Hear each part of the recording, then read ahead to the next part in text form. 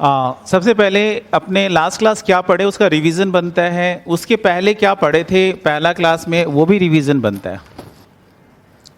और जो लोग ये मैनेज नहीं कर पाए उनके लिए बैड न्यूज़ है कि आगे ये चैप्टर चलने वाला है 4-5 क्लास, टोटल 6 भी जा सकता है। तो अभी तक तो अपना ये 4th क्लास पर आए और 3 क्लास उनका छूट जाएगा यदि वो मैनेज नहीं किए तो।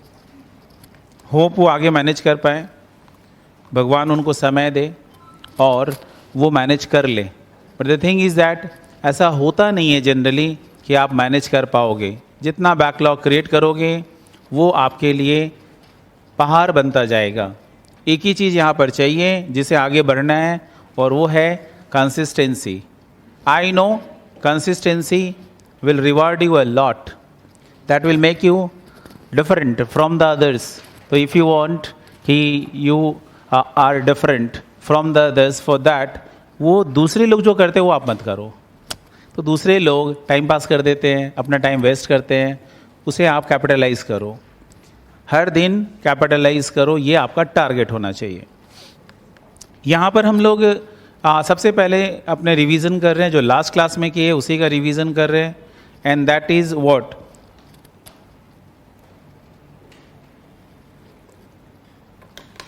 फ़ोन किधर चला गया। तो अपने लास्ट क्लास में जो किए थे उसका बात कर लेते हैं। तो लास्ट क्लास में सबसे पहले हमने लॉस ऑफ प्रॉफिट कैलकुलेट करना सीखा। लॉस ऑफ प्रॉफिट यानी कंसिक्वेंशियल लॉस पॉलिसी, वो कैसे निकलता है। कंसिक्वेंशियल लॉस पॉलिसी की बात करें तो कंसिक्वेंशियल लॉस पॉलिसी आता है आपका स्टेप 1। सबसे पहले आप कैलकुलेट करोगे क्या, डिस्टर्ब पीरियड। सबसे पहले डिस्टर्ब पीरियड एंड दूसरा इंडेमनिटी पीरियड कंपेयर करेंगे। Whichever is lower will be relevant for the claim computation number. इसके बाद आता है आपका step 1 short sales. Short sales कैसे आता है बोलो, sales for the relevant period in the last accounting year. उसमें एडजस्टमेंट करते हो किसका, एडजस्टमेंट किसका करते हो, ट्रेंड का।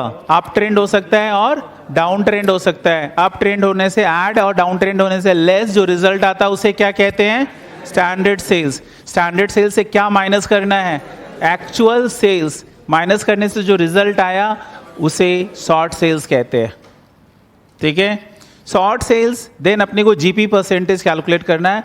Here you have the special meaning of GP percentage. Normally जो जीपी परसेंटेज होता है ग्रॉस प्रॉफिट परसेंटेज, वो नहीं। यहाँ पे जीपी परसेंटेज का मतलब क्या है, NOP plus ISC of last accounting year divided by sales of last accounting year multiplied by 100। Actually अपने ये क्या कैलकुलेट करते हैं, अपने कैलकुलेट करके निकालते हैं कि कितना प्रोपोर्शन ऑफ मेरा प्रॉफिट, मतलब इसे रेशियो निकाल रहे हैं। रेशियो मतलब कि percentage of profit and insured standing charges का सेल्स का कितना प्रोपोर्शन हमारा ये पोर्शन है प्रॉफिट एंड आईएससी। उतना ही जितना शॉर्ट सेल्स हुआ है उतना हम यही प्रोपोर्शन रिकवर करना चाहते हैं from the insurance company.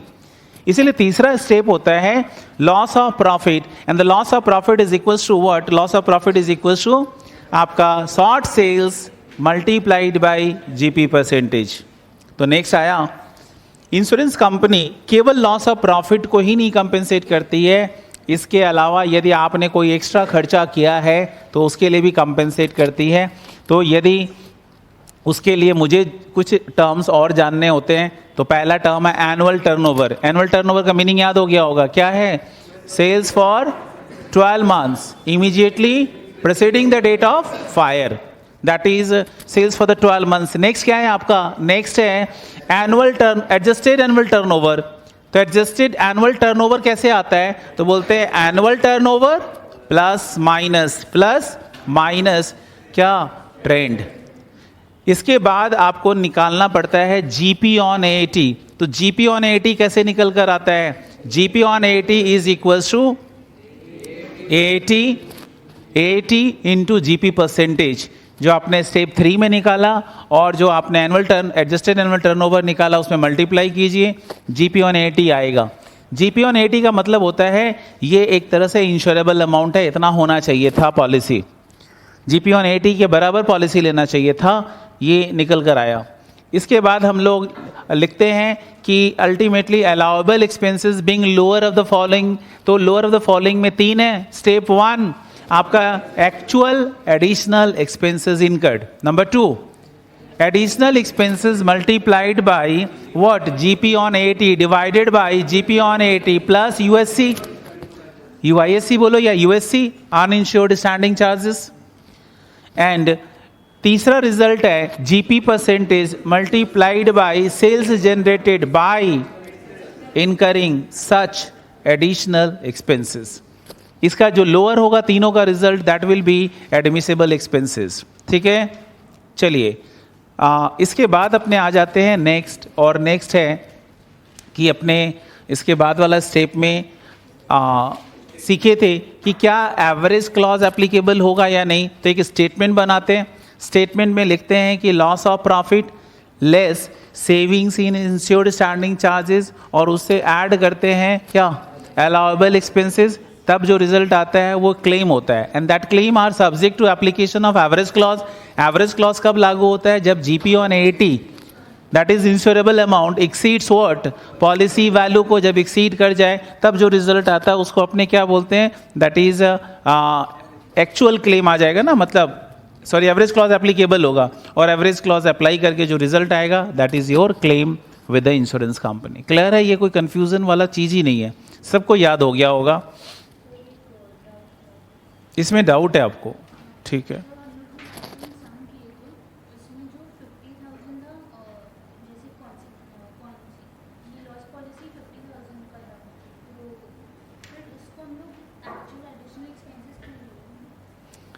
Loss of policy, मेरा पॉलिसी लिया हुआ था 50,000 का,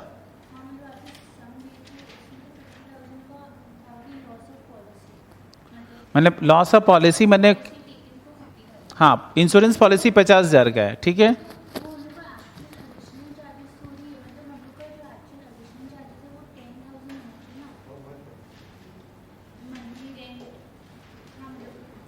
₹10,000 पर मंथ लगता है।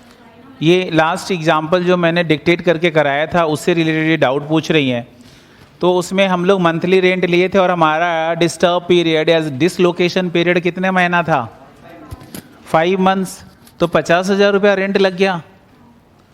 तो अगला आपको 50,000 रुपया रेंट थोड़ी दे देगा, वो तो ऑप्शन देखेगा कि विच एवर इज लोअर वाला ऑप्शन अप्लाई करेगा।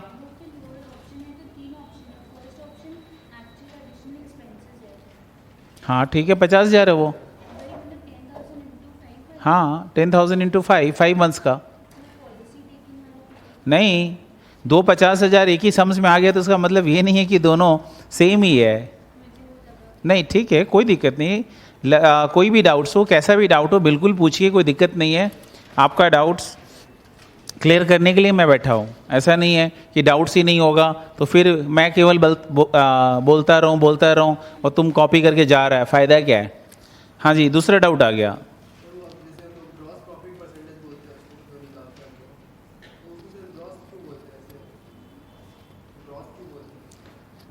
ये पूछ रहे हैं कि अपने जो gross profit percentage GP percentage निकालते हैं उसे ग्रॉस प्रॉफिट क्यों बोला जाता है, वो ग्रॉस प्रॉफिट तो है नहीं, लेते वक्त तो एनओपी ले रहे हैं।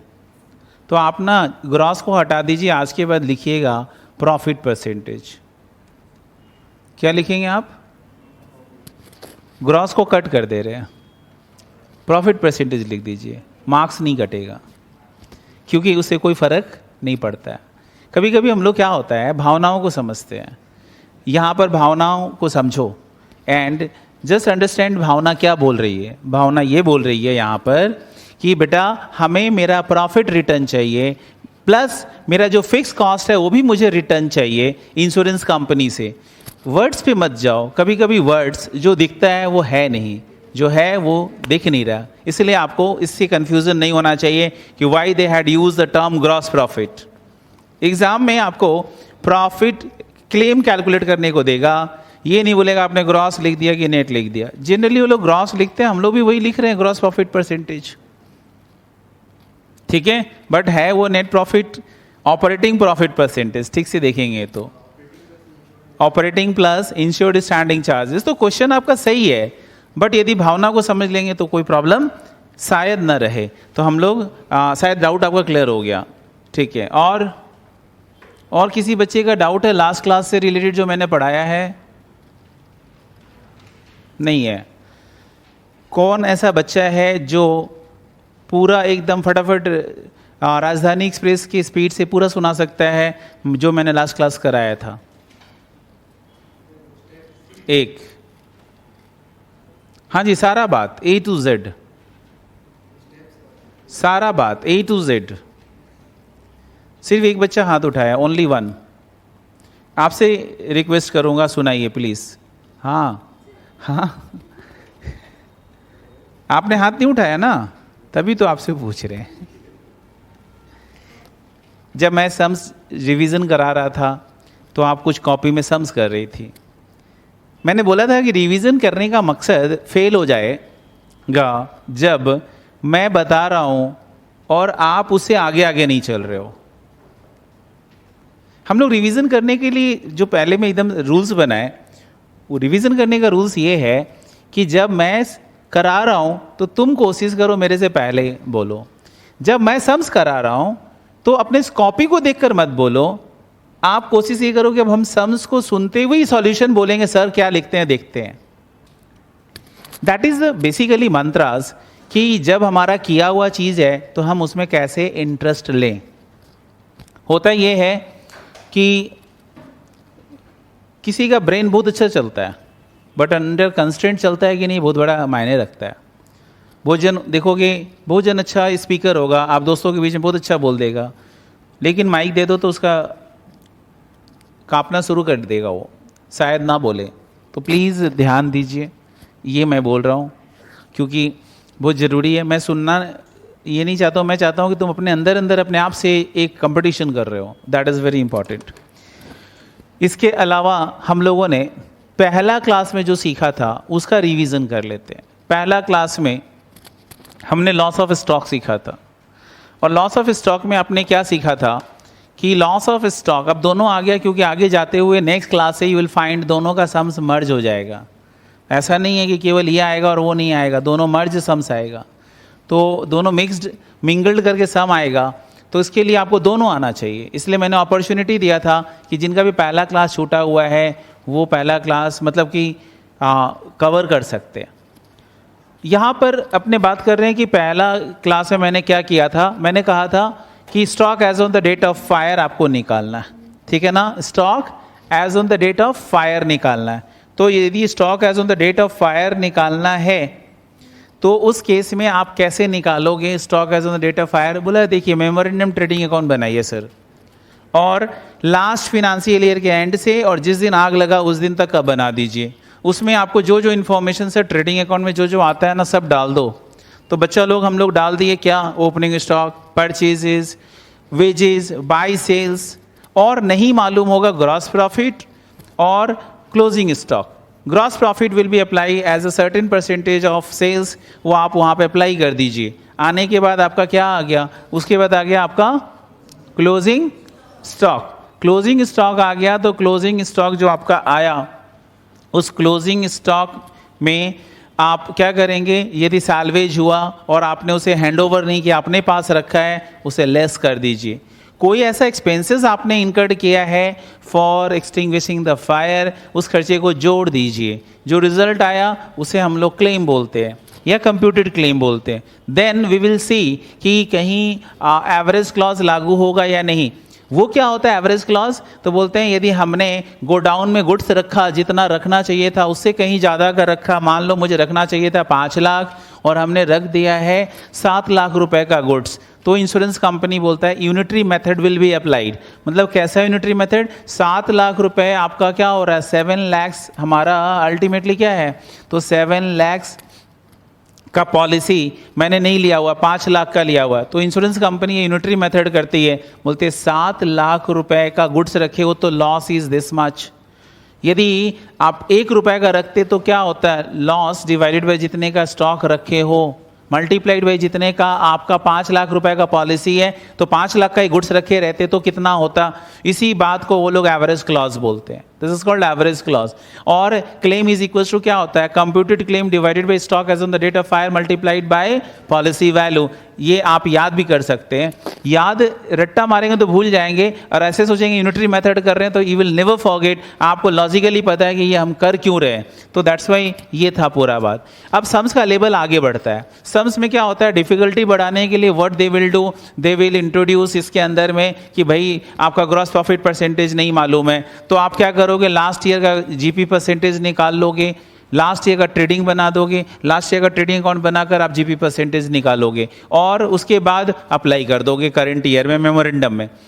ज़्यादा से ज़्यादा और क्या होगा, पुअर सेलिंग लाइन गुड्स इसमें इंट्रोड्यूस हो जाएगा। पुअर सेलिंग लाइन गुड्स यानी कि वो गुड्स जो जनरली नहीं बिकता है, थोड़ा डिफिकल्टी होता है, यानी कि जिसके ऊपर अपने normal rate of gross profit earn नहीं कर सकते हैं, उसको बोलते हैं पुअर सेलिंग लाइन गुड्स। तो बोलते हैं पुअर सेलिंग लाइन गुड्स आप उसमें इंट्रोड्यूस हो जाएगा। तो क्या होगा, मेमोरेंडम डबल कॉलम बनेगा। मेमोरेंडम डबल कॉलम बनने का मतलब हो गया कि आप उसमें क्या कर रहे हो, मेमोरेंडम डबल कॉलम बनाने का मतलब हो गया कि उसके अंदर में अल्टीमेटली आप डबल कॉलम मतलब नॉर्मल एंड एबनॉर्मल का अलग करेंगे। हम लोग इंस्टीट्यूट से एक बात पे डिफर करते हैं, और वो है कि हम लोग जब मेमोरेंडम में एबनॉर्मल गुड्स लाएंगे तो हम लोग बुक वैल्यू पर लाते हैं और इंस्टीट्यूट ओरिजिनल कॉस्ट पर लाता है। हम लोग बुक वैल्यू पे लाते हैं और इंस्टीट्यूट ओरिजिनल कॉस्ट पे लाता है। हम लोग बुक वैल्यू पर ही लाएंगे, कभी भी ओरिजिनल कॉस्ट पे नहीं लाएंगे, ठीक है।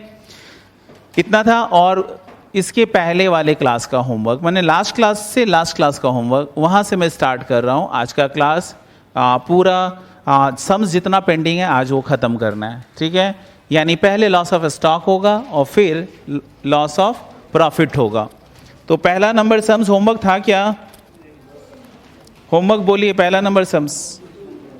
नंबर 2 5-5 मिनट का सम है, करके आए होंगे। तो आप क्या करेंगे पता है, आप अपना कॉपी नहीं देखेंगे, आप सम्स देखेंगे, कैलकुलेटर चलाएंगे, हमसे पहले बोलेंगे, हमको गाइड करेंगे, सर ये लिखिए, ठीक है। You are required to calculate the claim for loss of stock. 31 दिसंबर 2001 को अपने को क्या करना है, गुड्स डिस्ट्रॉय कर दिया, ठीक है ना। तो 30 सितंबर को अगला अकाउंट बना लेता है, और आग कब लगा, 31 दिसंबर को। एंड उस केस में लिखा हुआ है destroyed the greater part of his stock, following information derived, stock है, परचेज है, वेजेस है, सेल्स है। The rate of gross profit is 33.1/3% on cost. तो ध्यान देना है कि आपको परसेंटेज कॉस्ट पे मालूम है, आपको कन्वर्ट करना पड़ेगा किसके ऊपर, सेल्स के ऊपर। 33.1/3% on cost is what percentage on sales, 25%, 25% on sales. Stock to the value of ₹3000 was salvage, 3000 का गुड्स बचा लिया गया। Insurance policy for 25,000 and claim was subject to average clause, बोल भी दिया। आप एडिशनल इन्फॉर्मेशन में दे दिया है, stock in the beginning was calculated at 10% less than cost. इसका मतलब ये जो स्टॉक है ना, ये रियल कॉस्ट नहीं दिखा रहा है, 10% लोअर है। तो अपने क्या करेंगे, 29700 डिवाइडेड बाई 90%, 33,000 आएगा। इसके बाद दिया हुआ है a plant was installed by the firms own worker and he was paid 500 which was included in wages. तो मेरा जो वेजेस है ना, ये 33,000, इस 33,000 के अंदर में wages for installation of plant भी इंक्लूडेड है। क्या ये रेवेन्यू नेचर खर्चा है? नहीं, it's a capital nature. So that wages should be capitalize, that wages should be capitalized. आगे purchase includes purchase of plant for ₹5,000। Purchases के अंदर में 5,000 रुपये क्या है, परचेज ऑफ प्लांट इंक्लूडेड है। समझ में आ रहा है क्या बोल रहे हैं? इसका मतलब इस परचेज ऑफ गुड्स के अंदर में प्लांट भी इंक्लूडेड है, और हमें निकालना है गुड्स डिस्ट्रॉयड। तो प्लांट जो उसके अंदर इंक्लूडेड है उसे क्या करना पड़ेगा, exclude. You are required to calculate claim for loss of stock. तो सॉल्यूशन एग्जाम में कैसे प्रेजेंट करना है उसकी बातें हम लोग करते हैं। तो बोलते हैं सबसे पहले आप लिखोगे कंप्यूटेशन शोइंग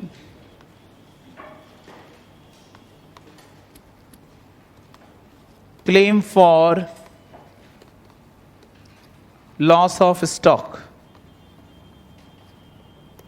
उसके नीचे आप लिखोगे stock as on the date of fire, लिखेंगे stock as on the date of fire,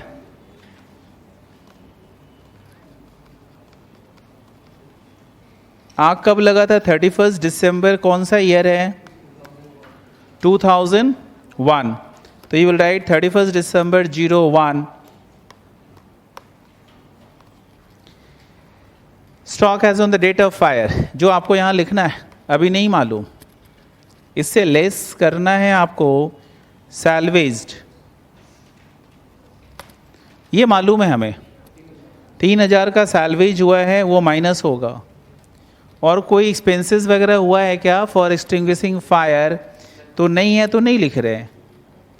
ये जो रिजल्ट आएगा ना, this is your computed claim.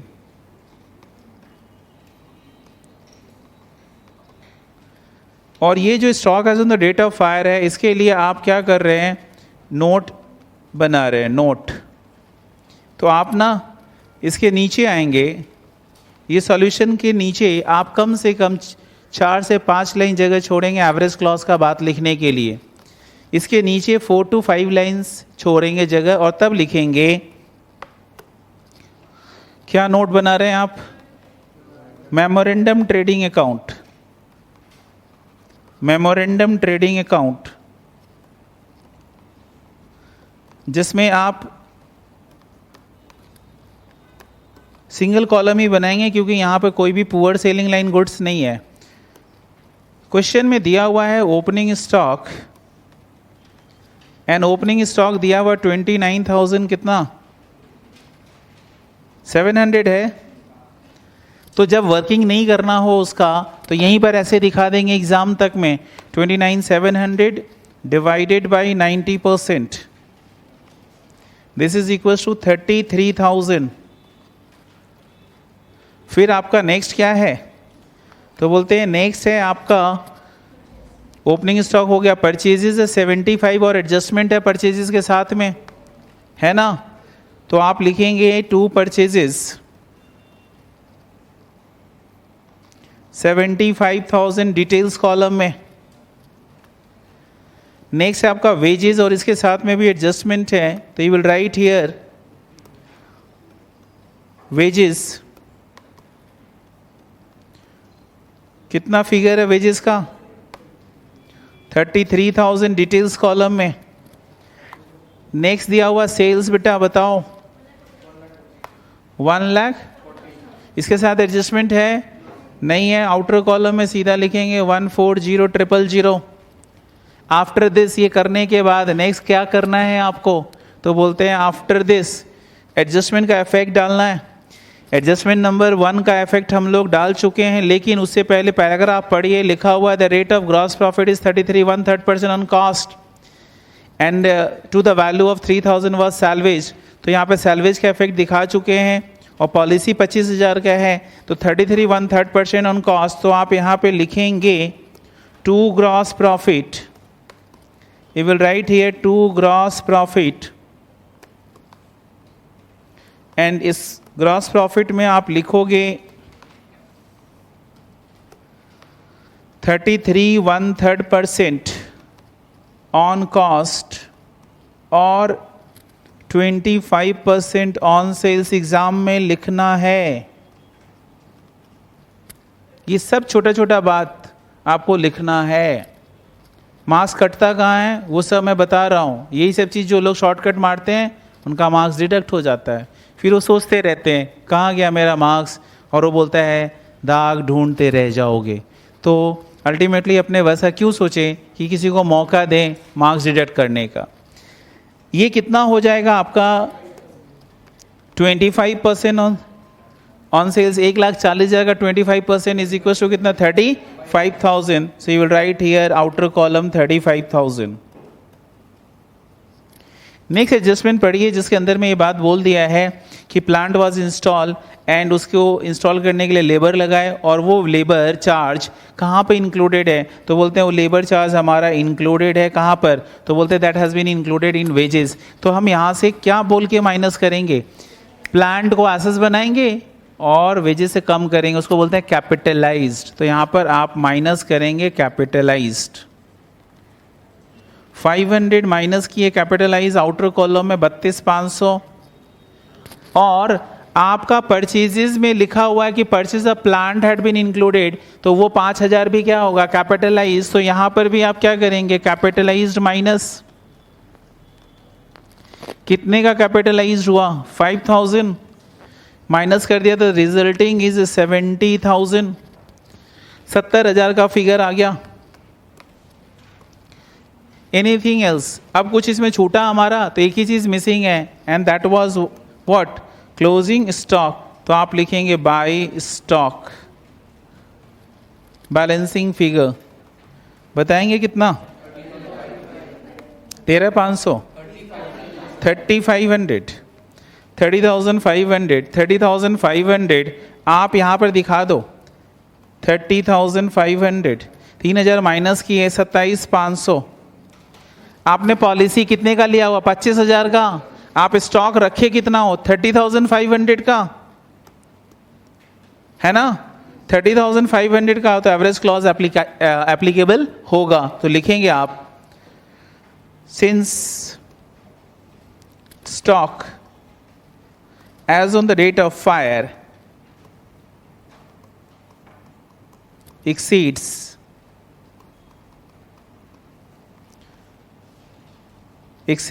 policy value, hence average clause is applicable.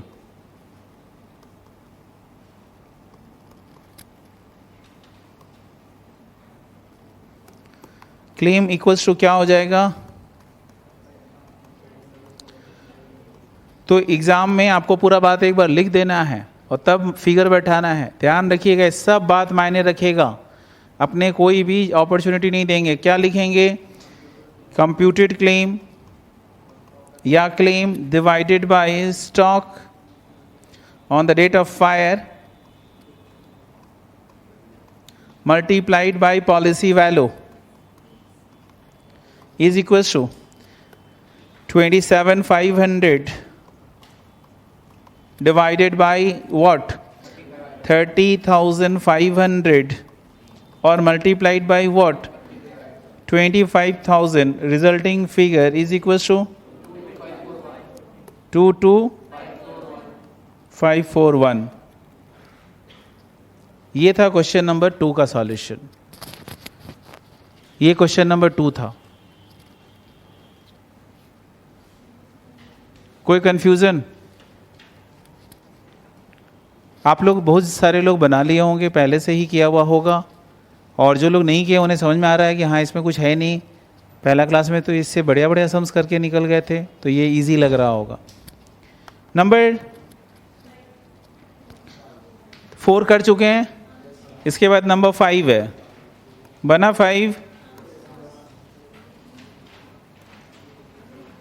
5 देखना क्या है। 5 बोल रहे हैं, a fire broke out in the godown of a business house on 8 July 2009, goods costing 2,03,000 in a small sub godown remain unaffected by fire. आग तो लगा, सब जल गया, लेकिन एक छोटा सा उसी के अंदर गोडाउन बना हुआ था और वहां पर रखा हुआ मटेरियल 2,03,000 का एकदम फ्रेश बच गया। The goods retrieved in a damage condition from the main godown were valued 197। तो यानी कि टोटल सैल्वेज कितना है, अच्छा और खराब मिलाकर टोटल सैल्वेज कितना है 4 लाख का, 197 प्लस 203,000, तो टोटल हमारा सैल्वेज कितने का है 4 लाख का। The following particulars were available from the books of accounts. क्या है हमारा, बोला stock on the last balance sheet date, हमारा लास्ट बैलेंस शीट डेट पे 15,72,000 का ओपनिंग स्टॉक है। So this is giving information for memorandum trading. तो आप मेमोरेंडम ट्रेडिंग में ये ओपनिंग स्टॉक लिखोगे, लेकिन हड़बड़ी होगा, जल्दीबाजी में लिखना शुरू कर दिया, अनलेस एक बार पूरा पढ़ लें। परचेजेस फॉर द पीरियड, ये 1 अप्रैल से लेकर मेमोरेंडम पीरियड के लिए बोल रहा है 8 जुलाई तक के लिए 37,10,000 का परचेजेस है and sales during the same period amounted to rupees 52,60,000 उसी मेमोरेंडम पीरियड के लिए सेल्स बता रहा। The average gross profit margin was 30% on sales, directly 30% हमें प्रॉफिट परसेंटेज दे दिया, सेल्स के ऊपर कितना परसेंटेज है। The business house has a fire insurance policy for 10 lakh का पॉलिसी ले रखा है इन respect of its entire stock. Assist the accountant of the business house in computing the amount of claim of loss by fire। तो ultimately यहाँ पर अपने क्या करेंगे, सबसे पहले आप ड्राफ्ट कर लोगे मेमोरेंडम ट्रेडिंग अकाउंट से पहले आपका सॉल्यूशन का फॉर्मेट हो जाएगा। तो स्टेटमेंट शोइंग क्या लिखेंगे, statement showing claim for loss of stock।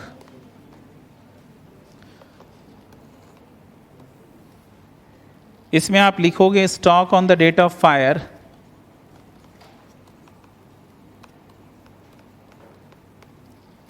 अभी पता नहीं, इससे लेस करना है सैल्वेज्ड, और सैल्वेज्ड में आप क्या लिखोगे, इन गुड कंडीशन। आपने सैल्वेज किया है 203,000, अच्छे हालात में आपने बचा लिए। एंड इन डैमेज कंडीशन आपने खराब कंडीशन में बचाया है 197,000। फॉर्मेट वाइज हमेशा जगह छोड़ देना, यदि पता चले बाद में तो लिख पाएंगे। एक्सपेंसेस फॉर एक्सटिंग्विशिंग फायर, कितना खर्चा आपने किए हैं, नील है तो नील, और अल्टीमेटली ये जो आएगा वो रिजल्ट आपका कहलाएगा कंप्यूटेड क्लेम। इसके नीचे 5 लाइन छोड़ना है आपको एंड देन आपको मेमोरेंडम ट्रेडिंग अकाउंट बनाना है। मेमोरेंडम ट्रेडिंग अकाउंट में आप क्या लिखोगे, डेबिट क्रेडिट, जो बैठ के आया उनसे मतलब करके आए होंगे उनसे सॉरी, क्या करूं, लेकिन उनको मैं बोलूँगा प्लीज़ प्लीज़ प्लीज़ आप पार्टिसिपेट करो बोलने में मेरे साथ, आप बोलो, खुद को बिजी रखो अपने आप को। ये मत सोचो कि हम करके आए, ये सोचो कि फिर से आ गया तो आपका सेकंड रिवीजन हो रहा है, फिर से सामने आ गया मैं ये इधर लिखूंगा ये लिखूंगा ऐसे होगा। बोलिए सर क्या लिखूं, ओपनिंग स्टॉक बोला हुआ है, और बताने वाला मालूम है, सॉल्यूशन देख के बोलेगा तो बोलेगा इधर इधर ये लिखिए, उधर में वो लिखिए। और जो लोग सम्स करने के अप्रोच से करते हैं तो लाइन पढ़ के बोलते हैं पहले ये आया पहले ये सीक्वेंस में जाएगा। पहले ओपनिंग स्टॉक आ रहा है क्या, 15 लाख कितना, 15,72,000 लिख देंगे। सो 15,72,000 हिंदी में इसे कहते हैं और इंग्लिश में 15,72,000। इसके बाद नेक्स्ट आइटम क्या दिया हुआ है, परचेजेज वॉज गिवन, कोई एडजस्टमेंट परचेज के साथ है नहीं, आप डायरेक्टली लिख देंगे कितने का परचेज हो गया, 37,10,000। इसके बाद और कोई खर्चा है, बोला नहीं नेक्स्ट लाइन क्या बोल रहा है वो बता दीजिए मुझे। बोला सेल्स का फिगर है सर, लिखो आप सेल्स लिखो। सेल्स कितना बोला हुआ है, 52,60,000। सर अब ग्रॉस प्रॉफिट भी इसके बाद वाला में बोला हुआ है तो ग्रॉस प्रॉफिट लिखो। ग्रॉस प्रॉफिट कितना परसेंटेज बोला हुआ है, 30% ऑफ व्हाट, 30% ऑन सेल्स। तो 30% ऑन सेल्स 52 लाख का कितना हो गया, 15,17 ओ 78 सॉरी 78,000 ये हो गया। क्या मिसिंग है, तो stock as on the date of fire that is called closing stock, balancing figure आ गया 16 लाख, पूरा पूरी बराबर बराबर फिगर 16 लाख आया। बैलेंसिंग फिगर लिखना नहीं भूलेंगे, ये 16 लाख आ गया। अब आप क्या करेंगे, तो 16 लाख कहाँ लिखोगे, बोलो ये 16 लाख कहाँ आएगा, ये फॉर्मेट में पुट करेंगे तो you will right here 16 lakh. 16 में से 4 लाख माइनस हो गया, ये 12 लाख, और 12 लाख माइनस में से कुछ और होगा नहीं। आपका स्टॉक पॉलिसी लिया हुआ कितने का, 10 लाख का, और आपका स्टॉक कितने का है, 16 लाख का, तो दैट मीन्स कि अल्टीमेटली क्या हो गया, क्या होगा, average clause is applicable. So लिखेंगे stock on the date of fire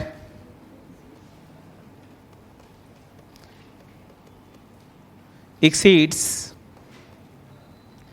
what, policy value, therefore average clause is applicable, average clause is applicable, or hence claim is equals to, claim क्या आएगा, तो claim is equals to हो जाएगा computed claim divided by, computed claim divided by क्या, stock on the date of fire multiplied by policy value is equals to 12 lakhs divided by 10 lakhs, नहीं, divided by 16 lakhs multiplied by 10 lakhs, 7.5 lakhs। ये जब figure lakhs में होता है तो आपने जो टेस्ट दिया था उसमें देखिए बहुत बच्चा खाली फिगर लैक्स के कारण गड़बड़ कर दिया, और आपको हैंडल करना आना चाहिए कि पॉइंट भी हो तो हम अच्छे से ही हैंडल करें, कोई दिक्कत नहीं होता, फिगर आपको इन लैक्स लिखा जा रहा है। तो ये हो गया आपका क्वेश्चन नंबर कौन सा था, ये 5। कोई कंफ्यूजन? इसके बाद अभी लास्ट क्लास में 12 तक होमवर्क है, समझ रहे हैं ना, अब बहुत इजी है, ऐसा कोई डिफिकल्ट नहीं है। Next question number 6, question number 6 ठीक है, ठीक ठाक समय, बहुत हार्ड नहीं है। कितने जन कंप्लीट कर लिए थे? ओह, काफ़ी लोग कर रहे हैं, तभी तो काफ़ी लोग का अच्छा रिजल्ट आया। जो लोग कर रहे हैं definitely they are managing their time, आपको टाइम मैनेज करना ही पड़ेगा। तो यहाँ पर क्वेश्चन नंबर 6 देखिए, इसमें एक बात आया होगा जहाँ आप अटके होंगे जरा सा, और वो देख लेते क्या है। तो लिखा हुआ है ऑन 31 मार्च, 31 होगा मार्च 2011, fire occurred in the premises of messrs Suraj brothers. आग लग गया भाई सूरज ब्रदर्स के यहाँ, सूरज की गर्मी और आग लग जाना। The concerned had taken an insurance policy for 60,000, which was subject to average clause. From the books of accounts, the following particulars are available relating to the period 1st January to 31st March 2011. Stock as per last balance sheet 95,600 का है। Purchase including purchase of machinery 30,000 लेकर 170 है। तो आप तो जानते हैं ना कि मशीनरी कोई एक्सपेंस नहीं होता है, ये मटेरियल नहीं होता है, इसलिए मशीनरी क्या हो जाएगा, कैपिटलाइज्ड, यहाँ से निकाल देंगे। वेजेस में including wages 3,000 for installation of machinery 50,000 है, तो वेजेस में भी 3,000 हमारा कैपिटलाइज हो जाएगा। नेक्स्ट दिया हुआ sales including goods sold on approval basis amounting to 49,500, 2,75,000 approval sales इसमें जुड़ा हुआ है। No approval has been received in respect of 2/3 of the goods sold on approval, जिसमें से मुझे 2/3 का अप्रूवल नहीं मिला है। बस मुझे एडजस्टमेंट नंबर 4 पहले कोई समझाए, उसके बाद आगे बात करेंगे। कौन समझाना चाह रहा है एडजस्टमेंट नंबर 4? तो इधर में 3 बंदे हैं, 4 बंदे हैं समझाने वाले, और उधर में 1 बंदा आ गया, समझाएगा? रजत, समझाओ भाई, नया बच्चा एकदम जोश में है।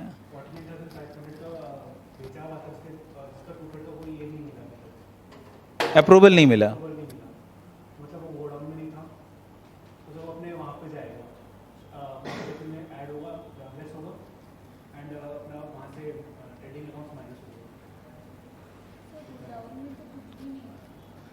ट्रेडिंग अकाउंट में क्या होगा? ठीक है, मैं समझ रहा हूँ, ठीक बोल रहा है तू। और कोई? गोडाउन में कुछ भी नहीं था, सही बात है, मैं समझ गया, ये भी सही है कि गोडाउन में कुछ भी नहीं था तो जलेगा कैसे। अगला लेस कर दिया तो वो भी तो बात वही बोल रहा है, तो आप भी सही, वो भी सही। और कोई? हाँ बोलिए, सुन रहा हूँ आपको। तुम्हारा बात सुन लिया तो ना, नहीं सुना? फिर से बोलो। अरे रुक जाओ, इनका डाउट है।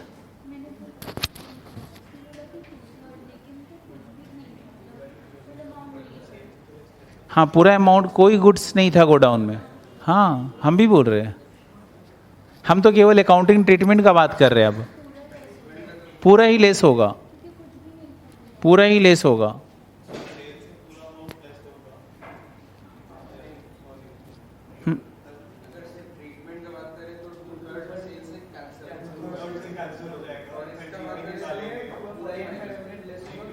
वो 3 जन मिल के आंसर करेंगे।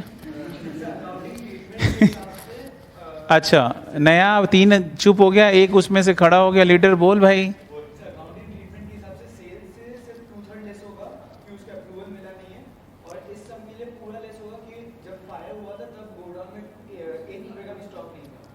हम लोग केवल अकाउंटिंग ट्रीटमेंट भी करेंगे ना तो सही बैठेगा। कैसे अकाउंटिंग ट्रीटमेंट? ट्रेडिंग अकाउंट में गुड सेंट ऑन अप्रूवल आता है या नहीं आता है? आता है या नहीं आता है? नहीं आता है। जब अपने अप्रूवल बेसिस पर गुड सेंड कर देते हैं तो उसका जर्नल एंट्री क्या होता है? याद करो। आप एंट्री करते हो डेटर्स टू सेल्स। यदि पहला मेथड, फाउंडेशन क्लास को याद कीजिए, फर्स्ट मेथड, जहां पर आप जब अप्रूवल बेसिस पर सेंड करते हैं and it was recorded through your sales day book, it is recorded as an ordinary sales, तो आपका जर्नल एंट्री क्या होता है? आप बोल दीजिए, सीख लीजिए कंसेप्ट। जो लोग ध्यान नहीं दिए हैं या पहले सीखने में गलती की है उनको बता रहा हूं कि वो ध्यान दें। तो इसलिए प्लीज़ यहाँ पर फोकस कीजिए कि मैं क्या सिखा रहा हूँ और कहीं ना कहीं काम आएगा। पहला चीज़, आपको यहाँ पर अपने टाइमलाइन पर देखेंगे। इस टाइमलाइन पर अपने क्या कर रखे हैं, तो बोलते हैं कि ये हमारा इस डेट पर मैंने अप्रूवल के लिए सेंड किया, ये हमारा बुक्स क्लोज करने का डेट है। तो जिस दिन अपने गुड्स अप्रूवल के लिए भेजे, ऑन दैट डे अपने क्या एंट्री करके बैठे हुए हैं? Debtors account debited to sales. कितने रुपए का गुड्स है? 49,500। याद आ रहा है कुछ ऐसा? हम लोग पढ़े हैं फाउंडेशन लेवल पर, ये पढ़ के आए हैं। जैसे ईयर एंड आता है तो वी कम्स टू नो कि अप्रूवल मिला या नहीं मिला, ये बात का हम लोग पता लगाते हैं। तो पता लगाए तो पता चला कि 1/3 का अप्रूवल आ गया, 2/3 का अप्रूवल अपने को मालूम नहीं है। तो जब 1/3 का अप्रूवल आ गया ना, तो 1/3 के लिए कैंसिलेशन करने की जरूरत नहीं है, बट विथ रिस्पेक्ट टू 2/3 अपने को कैंसिलेशन एंट्री करना पड़ेगा। क्या एंट्री होगा? सेल्स डेबिटेड टू क्या? डेटर्स। ये एंट्री होगा 2/3 of 49500, that is equal to कितना? 33,000 से ये एंट्री होगा। But at the same time हम लोग ये भी जानते हैं कि इस गुड्स को, ये गुड्स हमारे पास फिजिकली प्रेजेंट नहीं है बट ओनरशिप मेरे पास है, तो दैट्स वाई हम लोग एक एडजस्टिंग एंट्रीज पास करते हैं। Stock on approval debited to what? Purchases account या ट्रेडिंग अकाउंट। इसका मतलब एक एंट्री और करना बनता है यहां पर, that is what? Stock on approval debited, और परचेज लिखिए या ट्रेडिंग लिखिए। अल्टीमेटली आप अच्छी तरीके से चेन्नई एक्सप्रेस मूवी जानते हैं। चेन्नई एक्सप्रेस मूवी में क्या कहानी था आपको अच्छी तरीके से याद है? गोवा में डालो या रामेश्वरम में डालो, अल्टीमेटली वो जा रहा वहीं जहां उसको पहुंचना है। इसका मतलब आप गोवा में डाल रहे हैं यानी कि अल्टीमेटली, यानी परचेज से एडजस्ट कर रहे हैं या ट्रेडिंग से एडजस्ट कर रहे हैं, ultimate story will remain same. तो stock on approval account debited to क्या होगा आपका? ट्रेडिंग अकाउंट या परचेजेस अकाउंट, ये आप करेंगे। 33,000 जो है वो सेल प्राइस पर है, तो उसे अपने कॉस्ट पे कन्वर्ट करेंगे, और कॉस्ट पे कन्वर्ट करेंगे तो 33,000 का कॉस्ट कितना है? तो क्वेश्चन में परसेंटेज देख लीजिए कि कितना परसेंटेज हमारा 20% ऑन सेल है, तो 20% लेस कर दीजिए, 6,600 माइनस हो जाएगा, तो ये 26,400 से एंट्री होगा।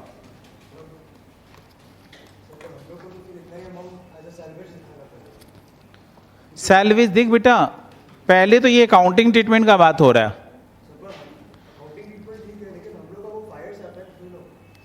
तो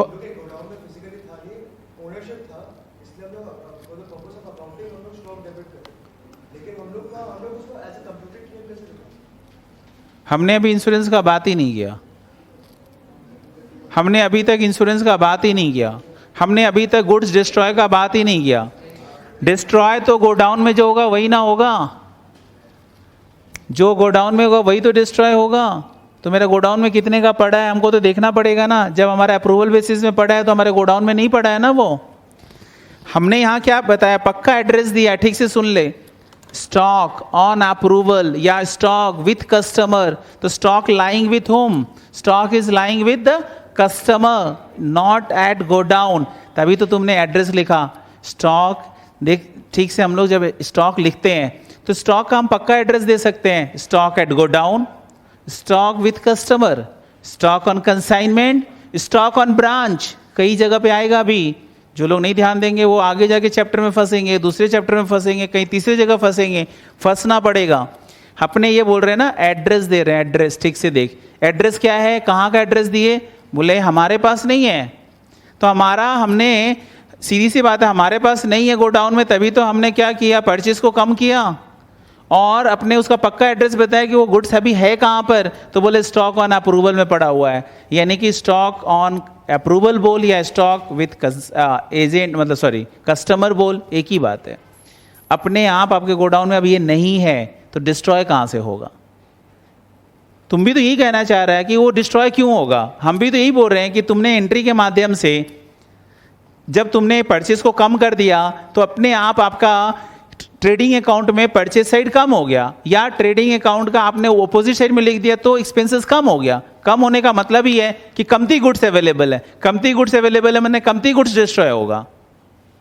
लॉजिकली जाए तो, बिना लॉजिक के जाए तो अपने को तो सीधा बोलेंगे सेल से घटा दे, इधर स्टॉक ऑन अप्रूवल दिखा दे, आंसर आ जाएगा। दो सम्स, एक सम्स ऐसा है, अगला याद कर लेंगे। बट लॉजिकली जाए तो एंट्री के माध्यम से ऐसे होगा। यहां पर अब अपने सम्स में और क्या है वो पढ़ लेते हैं। स्टॉक ऑन अप्रूवल वाला बात हो गया। क्वेश्चन नंबर चल रहा था कौन सा, 6, यहीं पे था शायद। तो ये हो गया पॉइंट नंबर 4 का क्लैरिटी। इसमें अभी कुछ नहीं इंश्योरेंस का, अपने आप माइनस हो गया एंट्री के माध्यम से। आपने एक्सपेंसेस को कम किया या नहीं किया, अपने आप कम हो गया। आप एंट्री समझ रही हैं या बिना समझे कर रही हैं। एंट्री का मतलब नहीं समझ रही है तभी क्वेश्चन आ रहा। जब आप एंट्री समझ जाएंगे क्वेश्चन नहीं आएगा। जब अब मेरी बात समझो, एग्जाम्पल दे रहा हूं मैं, एग्जाम्पल दे रहा हूं, सुनना नंबर से। 5 चॉकलेट मैंने खरीदा, 5, तो 5 किटकैट मैंने खरीदा, अभी खाया था वही, और 5 चॉकलेट खरीदा कितने का, 100 रुपए में। तो मैंने परचेज किया, I had recorded it as my expense, तो KitKat account debited to cash. उसमें से 2 चॉकलेट मैंने अपने बैग से निकाल कर देबेस को दे दिया कि तू रख, यदि पसंद आए तो खरीद लेना मेरे से, या मैंने एक बार फॉर द टाइम बिंग इसको दिया। तो एक बात बताओ, मेरे बैग में अब कितना किटकैट पड़ा हुआ, थोड़ा जल्दी से आंसर करो। 3। अकाउंट्स में अपने आप वो 3 आ जाएगा, देखोगे कैसे। KitKat with Davis debited,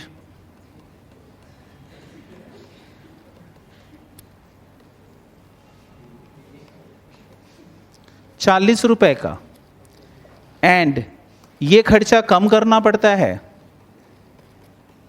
KitKat को क्रेडिट करेंगे अपने 40 से। अब आप लोग जबरदस्ती उसको नंबर्स में ढूंढ रहे हो, हम तो बोल रहे हैं एंट्री अपने आप वो काम कर दिया, और आप उसको कहां से ढूंढ रहे हो पता है, फिजिकली उसी में 5 खोज रहे हो। आपके बैग में तो अब 2 नहीं है ना, अरे 2 नहीं है ना, अरे एंट्री तो बोल ही दिया कि 2 नहीं है।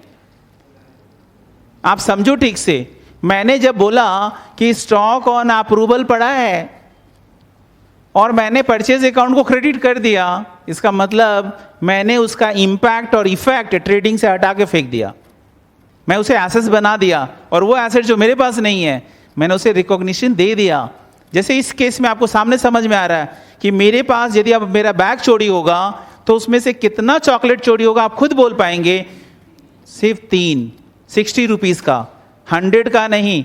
तो आप लोग क्या बोल रहे हैं ना, नॉर्मली एंट्री के माध्यम से मैं बताने की कोशिश की, क्योंकि मेरा स्टूडेंट जर्नल में स्ट्रांग होता है तो मैं उसके माध्यम से समझाया। अदरवाइज यदि बोलते हैं ना जुगाड़, देखो 100 रुपए का है ना, तो उसमें से 40 रुपीज़ क्या है घटा दो, क्योंकि तुमने 40 रुपीज़ अप्रूवल बेसिस में भेज दिया। पता नहीं लेस करना सिखा देते, या सीधा बोलेंगे इधर दिखा दो by stock on approval, logic वॉजिक कुछ नहीं पता, स्टॉक ऑन अप्रूवल इधर लिखो 40 हो गया।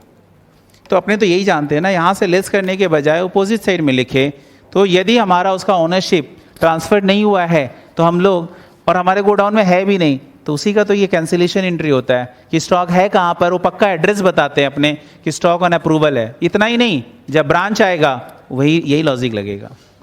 कुछ लोग सोचेंगे कि वो कहाँ गया, ब्रांच अकाउंटिंग जब आएगा ना तो यही लॉजिक लगेगा, तो ब्रांच स्टॉक बढ़ जाएगा और आपका जो मेन हेड ऑफिस का स्टॉक है वो कम हो जाएगा, ब्रांच स्टॉक बढ़ाएंगे, सेम लॉजिक लग रहा है।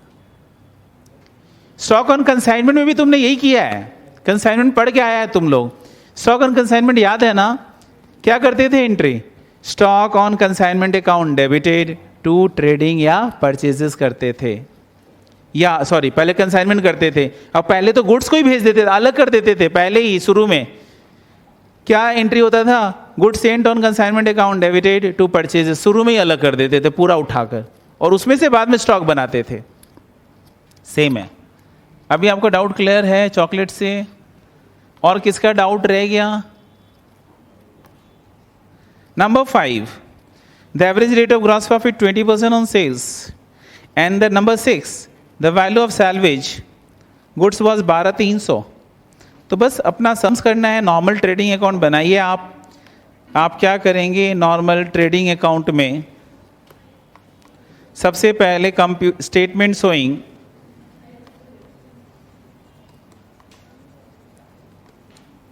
claim for loss of stock,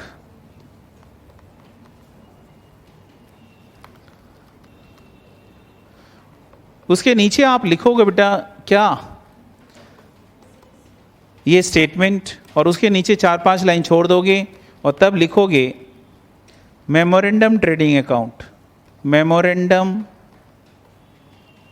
trading account.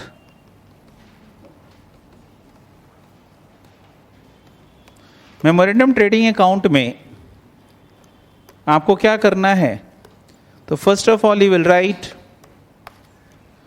Opening stock. Question देखिए, ओपनिंग स्टॉक बताइए, आप लोगों को दिख रहा है कितना है ओपनिंग स्टॉक? 95,600, सो 95600। नेक्स्ट है आपका ओपनिंग स्टॉक के बाद परचेजेज है 170, जिसके अंदर में 30,000 कुछ कैपिटल नेचर ट्रांजैक्शन इंक्लूडेड है, तो you will right here 2 purchases 170,000, and इसी से आप कैपिटलाइज कर दोगे कितना, 30,000, आउटर कॉलम 140,000। उसके बाद नेक्स्ट क्या है आपका, तो वेजेस है, वेजेस कितना दिया हुआ है, 50,000 इंक्लूडिंग इंस्टॉलेशन ऑफ मशीनरी, तो आप लिखोगे 2 वेजेस 50,000, और उसमें से आप कैपिटलाइज करोगे कितने का, 3,000 का, तो आउटर कॉलम में चला जाएगा कितना, 47,000। नेक्स्ट आपका है सेल ऑफ गुड्स, और इसके अंदर में 275 है, तो आप बाय सेल्स लिखोगे 275 डिटेल्स कॉलम में, और जिसका अप्रूवल नहीं मिला उसका एंट्री क्या हुआ था, डेटर्स कैंसिल किए थे और सेल्स कैंसिल किए थे, तो आपका क्या हो जाएगा, अप्रूवल सेल्स या गुड्स लाइंग विथ कस्टमर,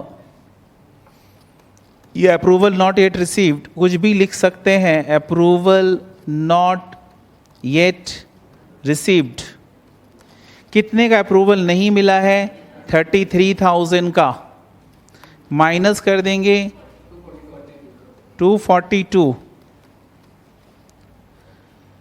अब दूसरा एंट्री याद करो, स्टॉक ऑन अप्रूवल का आपने डेटर्स कैंसिल किया, सेल्स कैंसिल किया, लेकिन वो स्टॉक का ओनर मेरे पास है, ओनरशिप, तो अपने क्या करेंगे? एक एंट्री करेंगे, adjusting entry, stock on approval account debited to क्या? परचेजेस। तो बाय स्टॉक ऑन अप्रूवल, और उसका कॉस्ट दिखाया जाता है 33,000 is a sale value, but अपने जो स्टॉक को रिकॉर्ड करते हैं as per accounting standard two, inventory should be taken at cost price और market price whichever is lower, sorry cost price और NRV whichever is lower. तो आपको कॉस्ट और NRV whichever is lower पे लेना है, तो market price ये है, कॉस्ट प्राइस इसका कितना लेस करके है? 20% लेस करके, मतलब कितना? 80% लेना है इसका, तो कितना आया था? 26,400। अभी आपको ग्रॉस प्रॉफिट परसेंटेज क्वेश्चन में दिया हुआ है, तो you will right gross profit at the rate of कितना परसेंटेज बोला हुआ है, बोल दो। 20% ऑन व्हाट? सेल्स। 48,000, तो ये आप इसके ऊपर अप्लाई कर दिए, 242 है ना, तो 48,400। ओनली वन थिंग लेफ्ट कि मेरे गोडाउन में कितना गुड्स था, बाकी सारे तो एडजस्टमेंट अपने कर लिए, तो मेरे गोडाउन में कितने का गुड्स था, दैट वाज मिसिंग। तो अपने बैलेंसिंग फिगर वो फिगर निकाल लेंगे बाय क्लोजिंग स्टॉक। कितना? 62,600।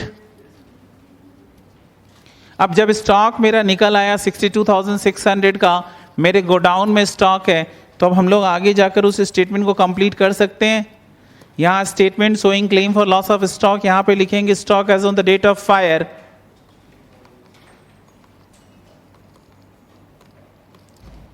$62,600। इससे माइनस क्या करना है आपको? सैल्वेज्ड। तो इसमें सैल्वेज कितने का आपने किया है, लिखा हुआ क्वेश्चन में 5,300, 12,300 का सैल्वेज है, माइनस कर दिए तो 50,300। और कुछ है क्या? नहीं, यही है कंप्यूटेड क्लेम या क्लेम। अभी क्या होगा? अपने पॉलिसी कितने का लिए हुए हैं वो बता दो मुझे। 60,000 का, और आप स्टॉक कितने का रखे हो? 62,600 का। बोलिए, सुनना चाहते हैं? 89,000 का ये बोल रही है।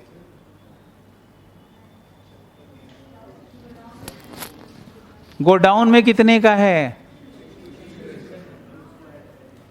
इंश्योरेंस तो आप अपने गोडाउन का कराए होंगे, कस्टमर के गोडाउन का थोड़ी इंश्योरेंस कराते हैं।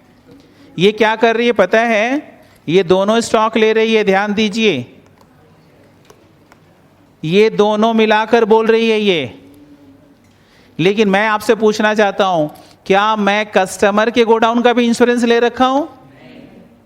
मैं तो अपने गोडाउन का इंश्योरेंस किया हूं ना। तो अपने गोडाउन में कितने का गुड्स रखा हूं? 2,42,000 का।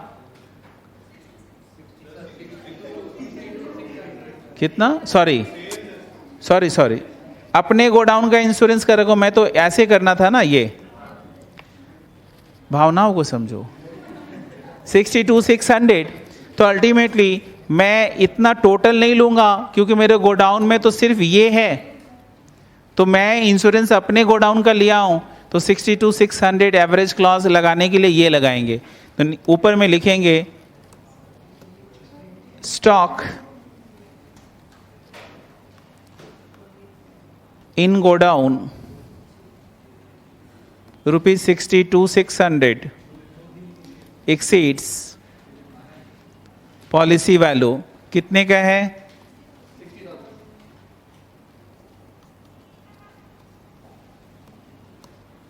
Therefore, average clause applicable.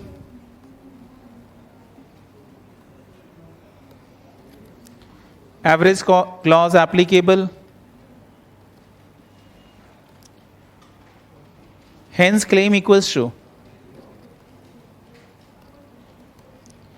तो क्लेम क्या होगा बता दो मुझे। तो बोलते हैं जो क्लेम आपने कंप्यूट किया था, तो computed claim divided by stock on the date of fire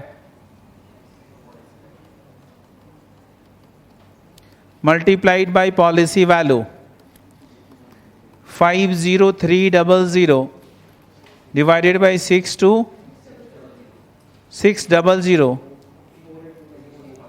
multiplied by 60,000 is equals to 48211। कितने जन का आया था ये 48211, और कितने जन पूरा स्टॉक ले लिए थे 89,000? एक जन सिर्फ, आप ही गलती किए। अच्छा, नेक्स्ट सम्स कौन सा था? 7 एकदम बच्चा वाला सम है, नहीं बनता है बनाना। 7 नंबर सम्स केवल आंसर बोल दे रहा हूं। 6 के बाद 7 का केवल आंसर बोलूंगा।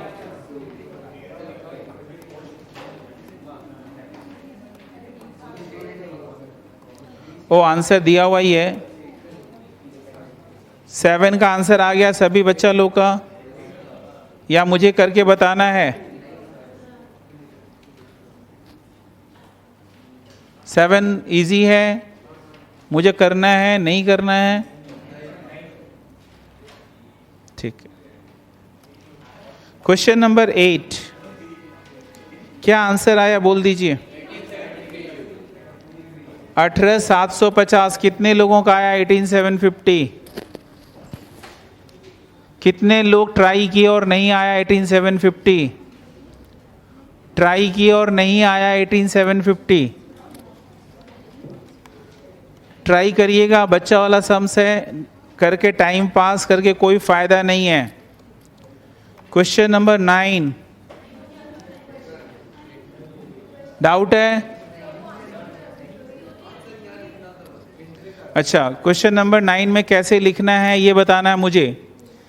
अ company lost a claim to the insurance company for ₹5 lakh in September 06. The claim was settled in February 2007 for ₹3,50,000. How will you record the shortfall in claim settlement in the books of company?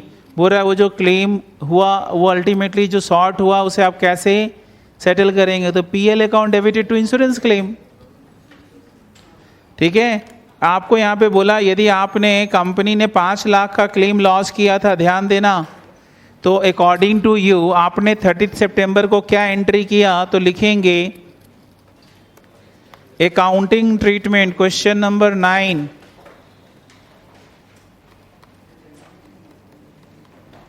Accounting treatment on 30 सितंबर। 30 सितंबर को क्या entry करेंगे आप बता दीजिए मुझे। तो बोले 30 सितंबर को एंट्री होगा आपका इंश्योरेंस क्लेम डेबिटेड 5 lakhs, और आप अपने कॉस्ट को कम करेंगे परचेज या ट्रेडिंग। आपने क्लेम किया था 5 लाख रुपए का, और आपका क्लेम किया 5 का, और उतने रुपए का ही गुड्स डिस्ट्रॉय हुआ होगा, अपने एज्यूम कर रहे हैं। अदरवाइज हो सकता है कि पहले हमने एबनॉर्मल लॉस अकाउंट को डेबिट किया हो, तो आई डोंट नो कि पास्ट क्या है। अपने यहाँ पे यही एज्यूम कर रहे हैं कि मेरा इंश्योरेंस क्लेम 5 लाख का 30 सितंबर को खड़ा किए और उतने रुपए का गुड्स डिस्ट्रॉय हुआ था, तो जितने का मेरा गुड्स गया मैंने इंश्योरेंस कंपनी पे क्लेम ठोक दिया 5 लाख दो भाई। बाद में पता चला इंश्योरेंस कंपनी बोला कि मैं आपको सिर्फ 3.5 लाख ही दूंगा, फरवरी में सेटल कर रहा है। तो फैब 2007 में क्या होगा? तो बोल रहे हैं कि मैं एसेट्स बनाकर बैठा हुआ हूं 5 लाख का। अच्छा, नरेशन लिख लेना, being claim lodged with IC insurance company. और 2007 का फैब में क्या एंट्री होगा? तो बोल रहे 2007 के फैब में एंट्री हो जाएगा आपको मिला कितना? तो you will write bank account debited 350000, PNL debit profit and loss account debited कितना? 150000 एंड 2 इंश्योरेंस क्लेम 5 lakhs। नरेशन में हो जाएगा being claim with insurance company, claim with insurance company settled, settled 3.5 lakh में सेटलमेंट हो गया। तो ये 2 एंट्री आपको करना था, इसी के लिए आपको मार्क्स मिलता, ऐसे प्रेजेंट करना था आपको, 2 जेनेंटिस करना था, ठीक है। नेक्स्ट था नंबर 10, बना है नंबर 10 बनाए हैं, क्या आंसर आया? 33 lakhs। क्वेश्चन नंबर 10 का आंसर है 33 lakhs। मतलब जो हम लोग कर चुके हैं उसके सामने ये कुछ है नहीं। एवरेज क्लॉज इतना क्लेम है, इतना इंश्योरेंस का गुड्स था, इतने का क्लेम किया है, वही है ये। क्वेश्चन नंबर 11, यहां पर 11 में अब नॉर्मल गुड्स आ गया क्या? फायर फाइटिंग एक्सपेंसेस कुछ है करना है मुझे। कितना आंसर है इसका? 779300, 7,79,300 इसका आंसर है क्वेश्चन नंबर 10 का, 11 का। जो लोग करके नहीं आए हैं वो घर में ट्राई करेंगे। अच्छा, जितना प्रैक्टिस करोगे उतना ही परफेक्ट होगा। क्वेश्चन नंबर 12 करेंगे, मैं कर रहा हूं, मतलब होमवर्क था। चलिए क्वेश्चन नंबर 12 देखिए, ये भी कोई डिफिकल्ट सम नहीं है, इजी है, बट सब कुछ तो इजी है ना। पहला, the premises of Anmol limited caught fire 22nd January 2014 and the stock was damaged। 22 जनवरी को डैमेज हो गया, इसमें आग लगने के कारण। The firm makes account up to 31st March each year, और बुक्स क्लोज होता है 31st March को। On 31st March 2013 the stock at cost was 663,600, यानी कि as against 481,100 on 31st March 2012, यानी कि प्रीवियस ईयर का, प्रीवियस फिनेंशियल ईयर का opening stock and closing stock दोनों दिया हुआ है। कैसे मालूम चला प्रीवियस ईयर का? कि अपने लोग का फायर हुआ है 22 जनवरी 2014 में, और यहाँ पर जो स्टॉक दिया हुआ 2013 और 2012, तो 2012 और 13 और आग लगा 14 में, तो हमारा जो करंट पीरियड है उसके प्रीवियस पीरियड का हमें ओपनिंग और क्लोजिंग बता रहा है। इसका मतलब है सम्स में लग रहा है जीपी परसेंटेज नहीं दिया हुआ होगा, निकालना पड़ेगा। सम्स पढ़ते ही आइडिया आने लग जाएगा आपको। Purchases from 1 April 13 to the date of fire, memorandum period के लिए परचेज बता दिया 17,41,350 और 22,62,500 फॉर द फुल ईयर 12-13, यानी प्रीसीडिंग ईयर का परचेज कितना वो भी बोल दिया। And the corresponding sales figure, आपका मेमोरेंडम पीरियड में सेल्स कितना है ये बोल दिया 24,58,500, और प्रीसीडिंग ईयर में सेल्स कितना है ये भी बता दिया 26 लाख का। You are given the following further information, और आपको ये इंफॉर्मेशन मिल रहा है क्या? बोले जुलाई 2013, मतलब कि पिछले साल। Goods costing 50,000 were given away for advertising purpose. जनरेटी सोच लो, direct cost converted into indirect, तो आपका एडवर्टाइजिंग में कन्वर्ट हो गया, तो advertising expenses debit and purchase expenses credit, purchase से लेस होगा। No entries being made in the books, entry नहीं हुआ है। During 13-14 a clerk had misappropriated unrecorded cash sales, cash में बेचता था कैशियर और जेब में डालकर निकल लेता था पतली गली। बताता ही नहीं था, ऐसा चोरी करता रहा, कब तक करता रहा? It is estimated that the defalcation average 1000 per week, मतलब हर सप्ताह 1000 रुपये में कैश सेल होता था, 1000 का, और 1000 चोरी करके वो गायब हो जाता था।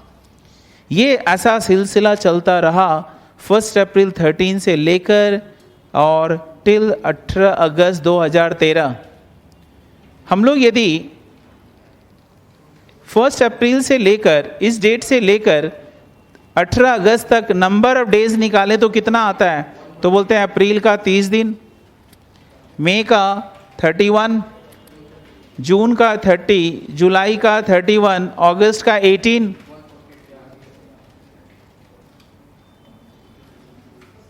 140 डेज, और एक वीक में 7 दिन होते हैं, तो कितना वीक उसने, नंबर ऑफ वीक्स कितना हो गया?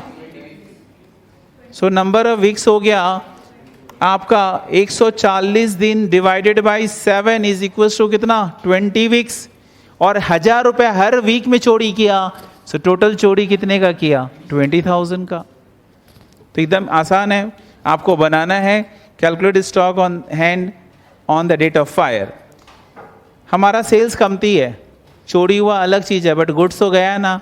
यदि हम चोरी का एंट्री नहीं करेंगे तो अल्टीमेटली क्या होगा, आपको पता ही है कि मेरा अल्टीमेटली ये नहीं निकल कर आएगा, स्टॉक गलत हो जाएगा। इसलिए हमें क्या करना पड़ेगा, यहाँ पर सॉल्व करना है आपको memorandum statement showing. Question number कितना है ये? 11, 12। तो statement showing claim for loss of stock, statement showing claim for loss of stock, और फिर उसके नीचे लिखेंगे क्या पूछा, क्या खाली स्टॉक निकाल के देना है, ठीक है, क्लेम नहीं करना मतलब। तो आप वर्किंग वो करेंगे, सॉरी इसको कट कर दीजिए, मेमोरेंडम ट्रेडिंग अकाउंट बनाइए। तो स्टेटमेंट शोइंग या computation showing stock on the date of fire,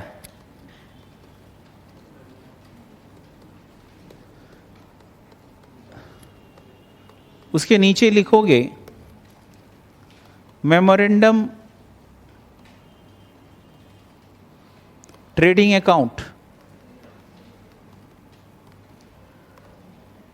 जो कि बन रहा है 1 अप्रैल 0, ईयर कौन सा दिया हुआ, 12 या 13? तो 1 अप्रैल 13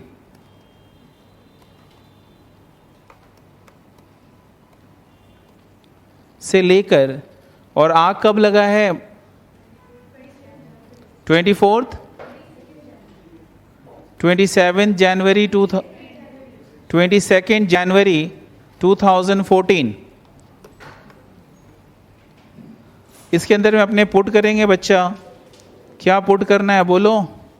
बोले ओपनिंग स्टॉक। ओपनिंग स्टॉक का फिगर देख लो कितना दिया हुआ है। तो ओपनिंग स्टॉक का फिगर दिया हुआ है कितना? 6,63,600। तो आप लिख देंगे 663,600।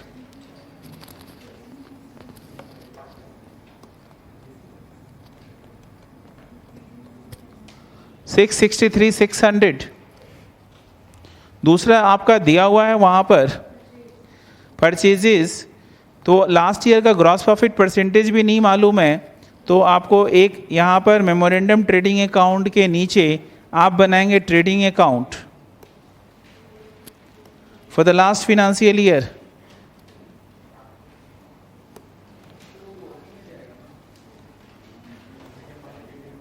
सब वर्किंग ही चल रहा है, और इसमें ये कौन से ईयर के लिए बना रहे हैं हम लोग? Trading account for the year ended 31st March 2013, 31st March 2013। Books देना मुझे एक बार, ले रहे। 31st March 2013, और उसमें पहला नंबर, इधर तो जाने में टाइम वेस्ट होता है, फटाफट से लिख ले रहे हैं। क्वेश्चन नंबर चल रहा है 12 ना, ठीक है। तो सबसे पहले यहाँ पर आपने लिख लिया ओपनिंग स्टॉक, तो वही तो यहाँ का क्लोजिंग स्टॉक होगा। जो मेमोरेंडम के लिए ओपनिंग है that is nothing but the closing stock for the previous year. तो बाई क्लोजिंग स्टॉक, और उसका फिगर है 663,600। उसके आगे देखना क्या दिया हुआ है, purchases from 1 April 13 to the date of fire, यानी मेमोरेंडम पीरियड के लिए आपको परचेज का फिगर बता रहा है कि यहाँ पे परचेजेस मेरा है कितना, 17,41,350, एंड अगेंस्ट आपका प्रीवियस ईयर में परचेजेस का फिगर कितना है, ये बोला हुआ है 22,62,500। परचेजेस के बाद नेक्स्ट आपका है कॉरेस्पॉन्डिंग सेल्स फिगर दिया हुआ है मेमोरेंडम के लिए, बाई सेल्स 24,58,500, और ट्रेडिंग अकाउंट के लिए दिया हुआ है 26 lakhs। In July 2013, goods costing 50,000 were given away for advertising purpose. No entries being made in the books. तो एडवर्टाइजिंग कौन से ईयर में बोल रहा है, मेमोरेंडम के लिए बोल रहा है या प्रीवियस ईयर का बात कर रहा है? मेमोरेंडम 13-14, तो 13-14 मेमोरेंडम में क्या करेंगे, परचेज से लेस कर सकते हैं, या जब नहीं किए तो क्या लिखेंगे, बाय एडवर्टाइजिंग 50,000। आप परचेजेस से भी लेस कर सकते थे। फिर लिखा हुआ है during 13-14 a clerk had misappropriated unrecorded cash sales. तो आपका ये तो क्रेडिट सेल्स हो गया, आपका कैश सेल्स क्या होगा, बाई ये क्रेडिट कर दोगे और ये कैश करोगे। 20,000 का कैश सेल्स मेरा कमती रिकॉर्डेड है तो मैंने सेल्स बढ़ा लिया, बिकॉज स्टॉक का आउटफ्लो तो हो ही गया, चाहे by way of cash sales हो या by way of credit sales हो या बाय वे ऑफ चोरी हो, आउटफ्लो हो गया 20,000 का। इसके अलावा कुछ है इसके अंदर में, the rate of gross profit is constant. तो अपने लास्ट ईयर का क्या क्या मालूम था, अभी तक नहीं लिखे हैं। ओपनिंग स्टॉक मालूम है ना लास्ट ईयर का कितना है, 481,100। सो आप यहाँ पे लिखेंगे टू ओपनिंग स्टॉक 481,100, 481,100। ये लास्ट ईयर का स्टॉक लिख लिया आपने। अभी लास्ट ईयर का आप क्या करोगे, प्रॉफिट निकालो, 5,20,000। अभी जीपी परसेंटेज निकालेंगे, आप यहाँ पे लिख दोगे balancing figure. Now gross profit percentage for the year कौन सा, 13-14 या 12-13, 12-13, that is equals to ₹520,000 divided by 26 lakhs। कुछ रिजल्ट आ गया होगा, 20% आ गया। ये 20% अब आप अप्लाई करेंगे। जब क्वेश्चन साइलेंट है तो वी आर एज्यूमिंग कि जो मतलब लास्ट ईयर हमारा था, पिछले साल जो हमारा रेट ऑफ ग्रॉस प्रॉफिट था, that is also applicable in the current year. तो 20% अप्लाई कर दो करंट ईयर में। तो करंट ईयर में आप लिखेंगे to gross profit 20% on sales. तो सेल्स मतलब total sales including cash sales. तो 24,78,500 के ऊपर 20%, 4,957,000। 495 700 आ गया। अल्टीमेटली बैलेंसिंग फिगर क्या निकल आएगा? क्लोजिंग स्टॉक बैलेंसिंग फिगर 37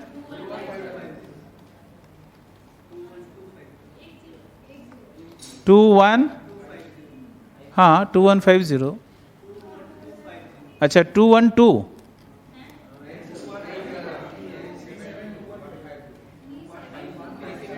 सही है तो? सो रहा है तू आज? हाँ हाँ बोल भी रहा, हाँ करो एक बार इसको।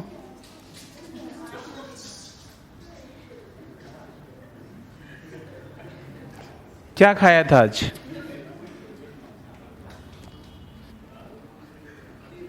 खीर खा लिया है।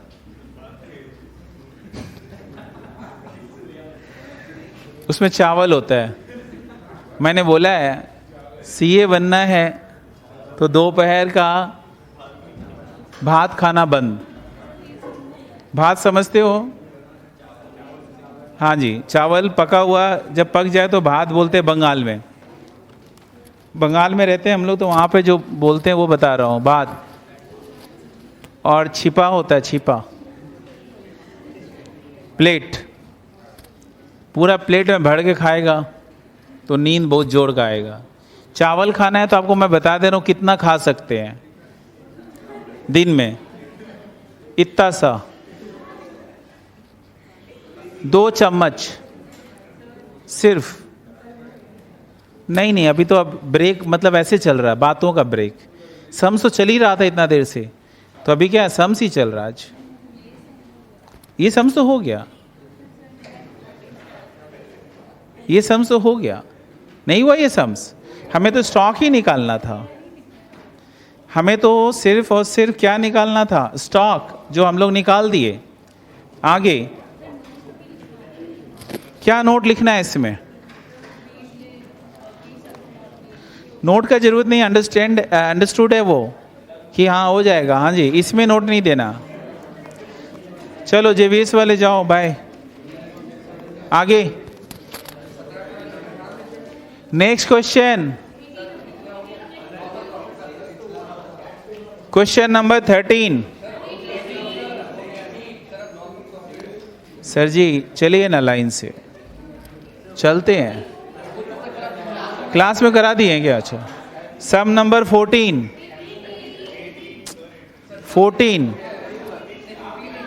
क्लास में हो गया 14?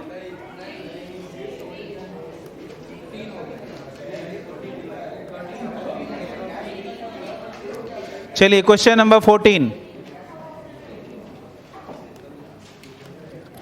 A fire occurred in the premises of Mrs. Fireproof Company on 31st August 2010. From the following particulars relating to the period from 1st April 2010 to 31st August 2010, you are requested to, क्या बनाने बोला है वो देख लीजिए। Ascertain the amount of claim to be filed with the insurance company for the loss of stock. The concern had taken an insurance policy for 60,000 is subject to average clause.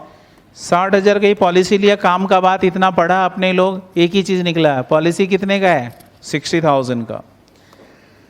Stock as per balance sheet on 31st March 2010 99,000 का stock है, यानी कि ये opening stock है। Purchases is given 170,000।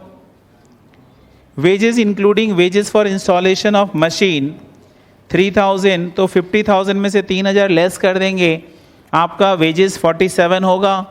Cell value of goods drawn by partners 15,000 रुपए का goods drawings है, जेनेंट्री drawings to purchase. Cost of goods sent on to consignee on 16 August lying unsold with them, तो स्टॉक कंसाइनमेंट पे जाएगा। तो आपको पता है ना गुड्स भेजने का एंट्री क्या होता है? Consignment account debited to goods sent on consignment. और फिर वो goods sent on consignment account को कहाँ से एडजस्ट करते हैं? बोला परचेज से, तो नेक्स्ट एंट्री होता है goods sent on consignment account debited to purchase. याद होगा आपको, अभी थोड़ा देर पहले ही मैंने समझाया था, और फिर वही चीज़ आ गया कि अपने जो कंसाइनमेंट के लिए गुड्स सेंड किए हैं, तो पहले सीधी सी बात है मेरा मेन बिजनेस का खर्चा कम करना है एंड कंसाइनमेंट बिजनेस का खर्चा को बढ़ाना है। तो इसीलिए ये 16,500 आप परचेस लेस कर सकते हो या ट्रेडिंग के क्रेडिट साइड में दिखा सकते हो। Cost of goods distributed as free sample, याद होगा advertising and to purchases, advertising खर्चा बढ़ जाएगा और परचेज एक्सपेंसेस कम होगा। वाइल वैल्यूइंग, ध्यान देना अभी तक बहुत सिंपल ही था और ये भी सिंपल है, लेकिन स्लो मूविंग आइटम्स वाला गुड्स सम्स आ गया ये। While valuing the stock on 31 March 2010, यानी पिछले साल के अंत में जब मैं स्टॉक का वैल्यूएशन कर रहा था तो बोला 1,000 रुपया were written off in respect of slow moving items, the cost of which was 5,000। इसका मतलब उस डैमेज गुड्स का या स्लो मूविंग आइटम्स का आज के डेट में बुक वैल्यू क्या है 4,000। 5,000 उसका ओरिजिनल कॉस्ट है, 1,000 वर रिटन ऑफ, तो उसका बुक वैल्यू आज के डेट में निकल कर आया 4,000 रुपए। तो 4,000 is the book value. A portion of these goods were sold at a loss of 500 on the original cost of 2,500। इसी का आपने एक पोर्शन हम लोग क्या किए हैं, बेचे हैं इस साल, जिसके ऊपर अपना 500 रुपए का लॉस हुआ। तो आप बताओ जिसका ओरिजिनल कॉस्ट 2,500 है तो आपने बेचा कितने में, ये बोल दो 2,000। और वो 2,000 का फिगर डेफिनेटली इस सेल्स में इंक्लूडेड होगा, ये टोटल सेल्स होता है। Next, the reminder of the stock is now estimated to be worth the original cost. बोला जो बचा हुआ है स्लो मूविंग गुड्स है उसका वैल्यूएशन क्या होगा, instruction is given in the problem. तो एज पर इंस्ट्रक्शन वैल्यूएशन क्या आएगा, तो 2,500 आएगा। रिमाइंडर का वैल्यू बोला ओरिजिनल कॉस्ट लेना है। आगे, the value of good salvage was estimated 20,000, 20,000 का सैल्वेज कर लिया गया। The average rate of gross profit 20% throughout, 20% gross profit दे दिया, यानी लास्ट ईयर का ट्रेडिंग अकाउंट बनाना है या नहीं बनाना है, नहीं बनाना है। आपका मन मेरे से आगे आगे चल सकते हैं, मैं धीरे धीरे कर रहा हूँ, आप मेरे से आगे आगे कर सकते हैं। तो चलिए क्वेश्चन नंबर 14 कर रहा हूँ मैं।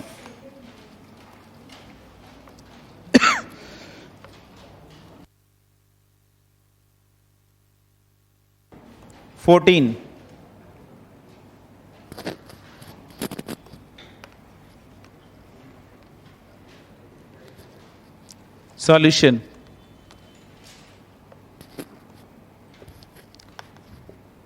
statement showing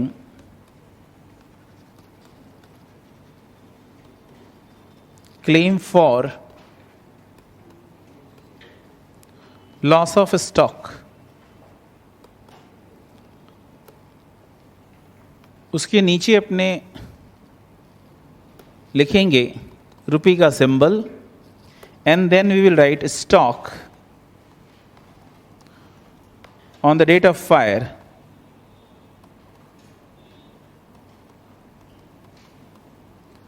कॉलन देके नॉर्मल, गोडाउन में नॉर्मल गुड्स कितना था वो, और उसके नीचे स्लो मूविंग गुड्स।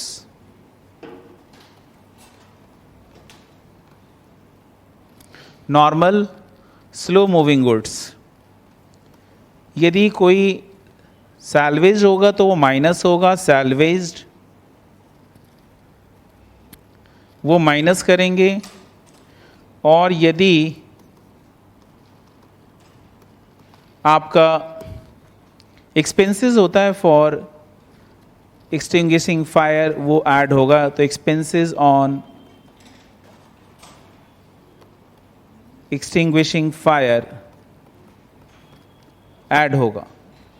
जो रिजल्ट आता है वो कंप्यूटेड क्लेम आ जाता है।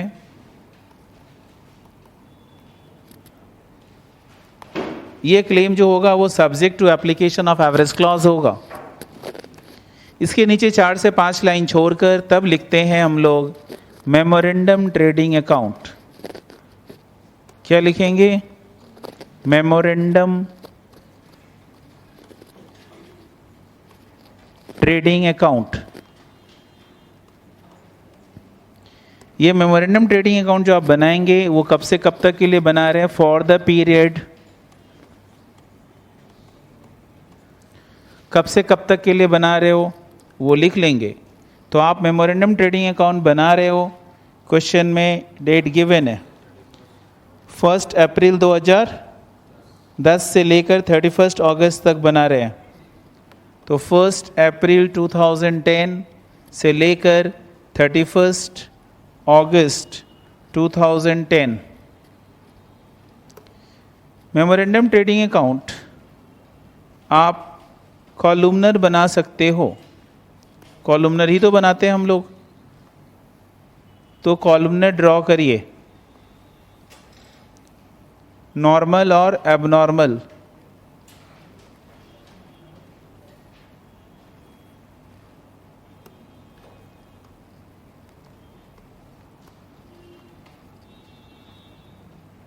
Normal goods, abnormal goods.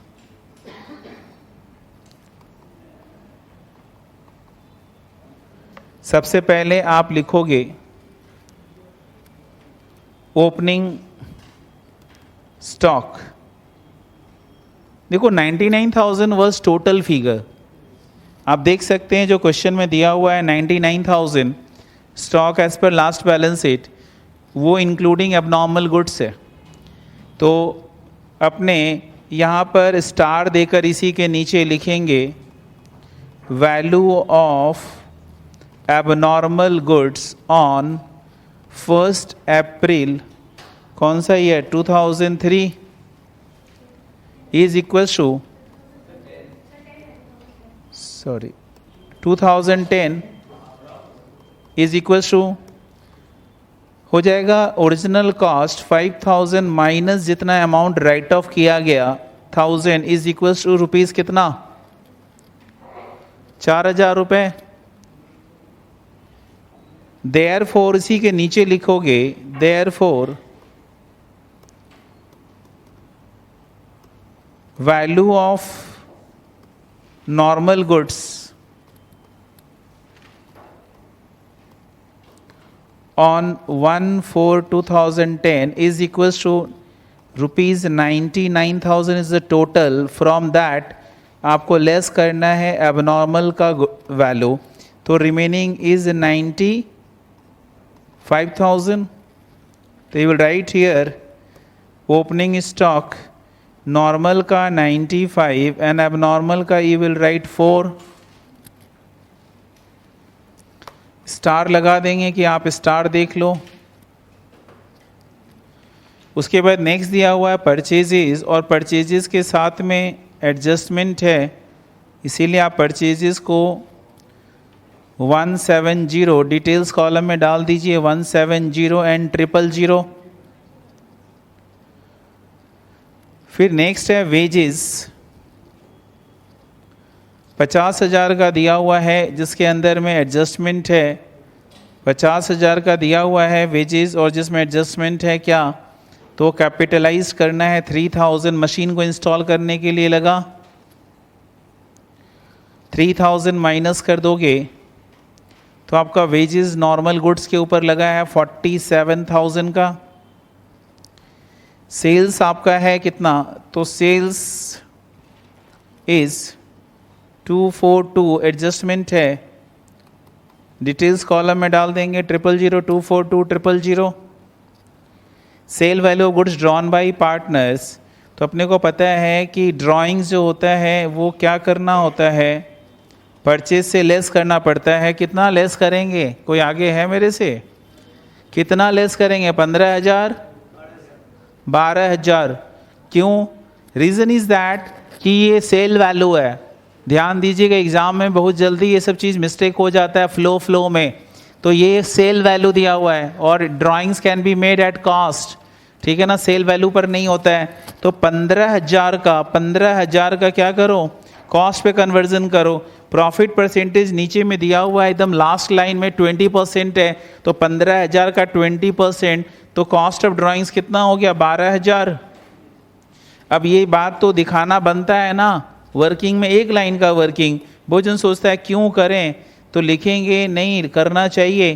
Cost of drawings एक लाइन का वर्किंग करके दिखाएंगे is equal to, cost of drawings is equal to sale value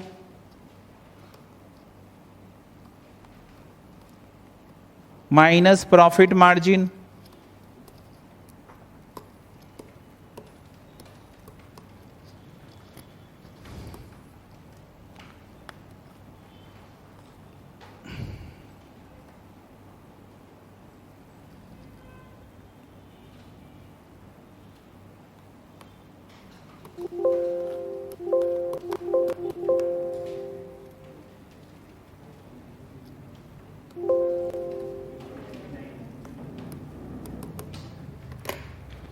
system hang हो गया।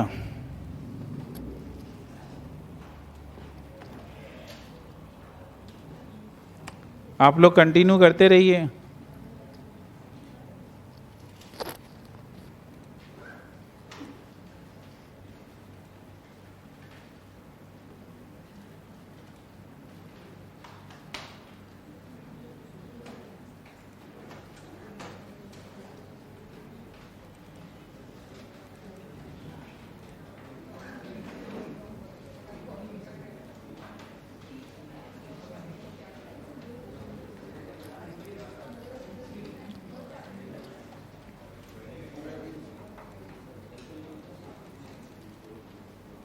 वर्बली बोल रहा हूँ, सिस्टम हैंग है तो नोट करिए प्लीज, करते रहिए, मैं बोल रहा हूँ।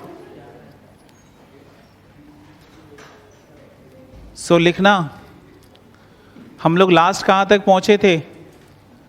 तो कॉस्ट ऑफ गुड्स, ड्राइंग्स का वैल्यू निकाल दिए थे एंड ड्राइंग्स का वैल्यू आ गया था 12,000।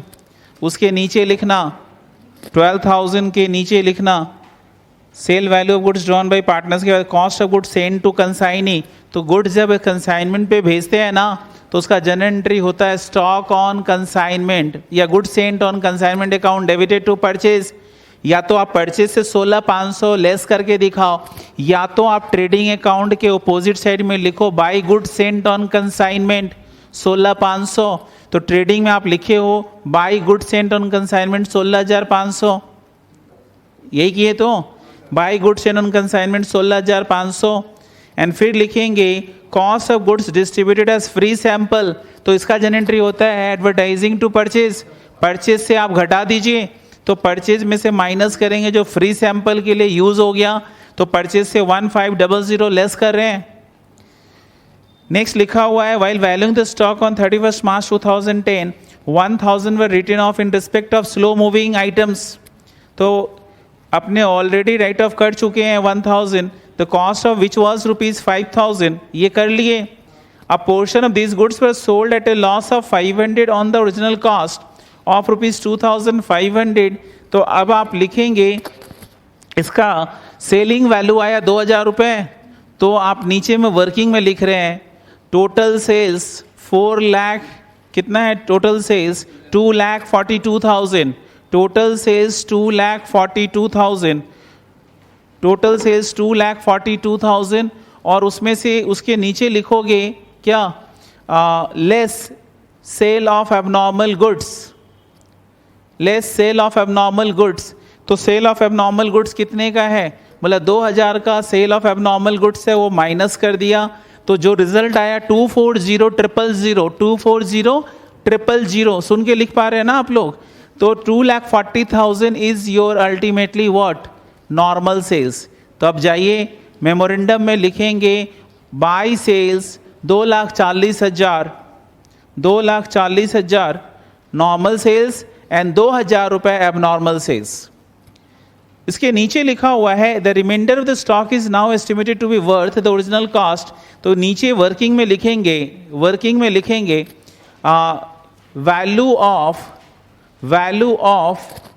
Abnormal stock, value of abnormal stock as on the date of fire is equals to, value of abnormal stock as on the date of fire is equals to क्या हो जाएगा? तो वहां पर आप लिख रहे हो value of abnormal stock is equals to, उस जगह पर आप लिखोगे क्या, तो that is 50%।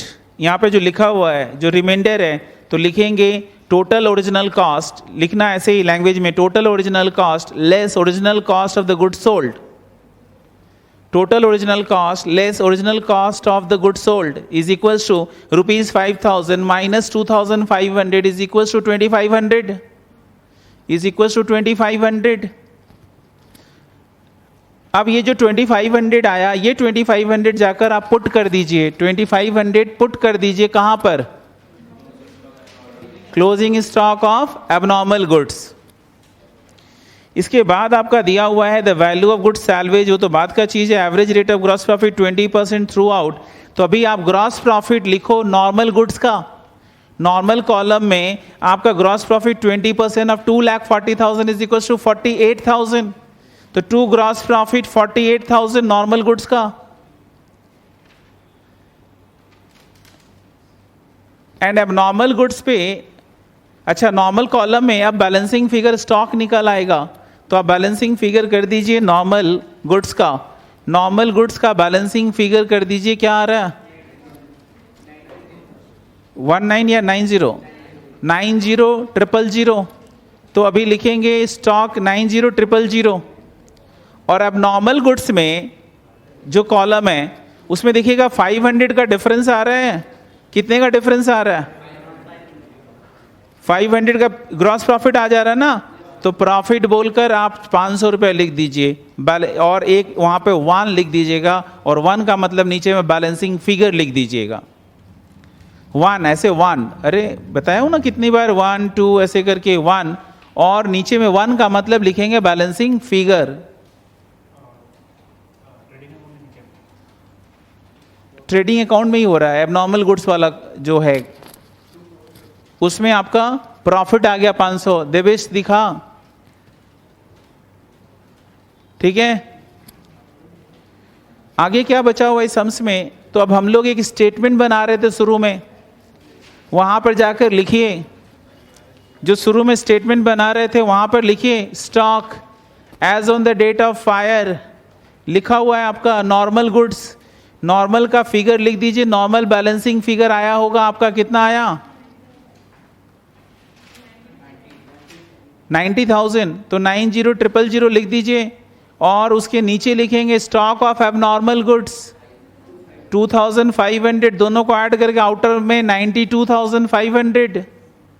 From there deduct salvage, salvage का फिगर 20,000, तो डिफरेंस हो गया 72,500। 72,500 उसमें ऐड करेंगे, कुछ खर्चा है क्या? एक्सपेंसेस नहीं है, तो कुछ भी ऐड नहीं करेंगे। 72,500 is your computed claim. 72,500 is your computed claim. 72,500 computed claim आ गया। आगे अपने जब 72,500 कंप्यूटेड क्लेम आ गया, तो उसके बाद नेक्स्ट जो बचा वो क्या है आपका? तो बोलते हैं एवरेज क्लॉज लगेगा या नहीं लगेगा? तो बोलते हैं बच्चा लोग बोल रहा है लगेगा। क्यों लगेगा? क्योंकि 60,000 का पॉलिसी है और स्टॉक रखे हो गोडाउन में 92,500 का, तो लिखेंगे इसके नीचे जगह छोड़ा हुआ था, उस स्टेटमेंट के नीचे लिख रहे हैं since stock on the date of fire exceeds policy value, so average clause is applicable. So average clause is applicable, आपका एवरेज क्लॉज अप्लाई हो जाएगा।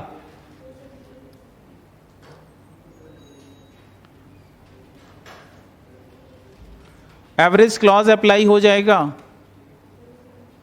और एवरेज क्लॉज अप्लाई होने के बाद नीचे लिखेंगे hence claim is equals to, hence claim is equals to